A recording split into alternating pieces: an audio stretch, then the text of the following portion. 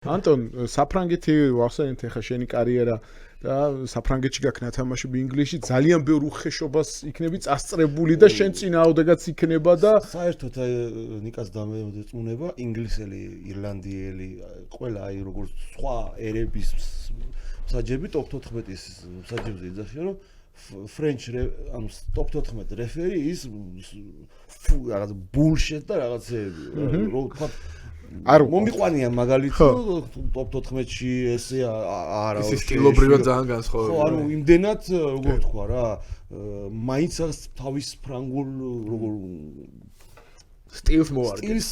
რა თქმა უნდა.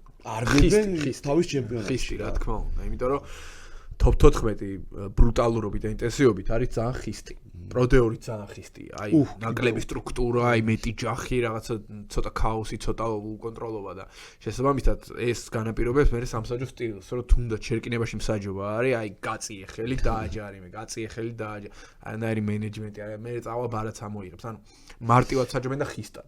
ვიდრე ინგლისი უფრო მენეჯმენტი, დაუნთაი, ანუ დროის გამოყენება ეფექტურად და ესეთ ბურთს მიღმა მენეჯმენტები ბევრია, ანუ სტილობრივად განსხვავებული. ბოლო რა თამაში იყო, ტულონმა წააგო ბოლო ჯარიმით თუ არ ვწდები ის რო გააგდეს ოლივონი ხო არ გიყურებია შალთ ოლივონი არ მიყურებია სამწუხაროდ იმდენი რაგბია ყველაფერს ვერ ვადევნებ როგორი რაღაც იყო იცი მოლი დააყენეს კარგა იარეს წინ სადაც 100%-იანი ჯარიმაში იყო ისე თამაშებოდა მინიონი გაგიჟდა რა მის სცემა მსაჯი რა მისცეს დისკვალიფიკაცია მაგისტრის მე გააგდეს და მე მისცეს ანუ როგორ თქვა რა სრულიად განსხვავებული ახლა ის იყო ხისტია ძალიან ხისტია თვითონ ლიგაც ხისტია და სტილი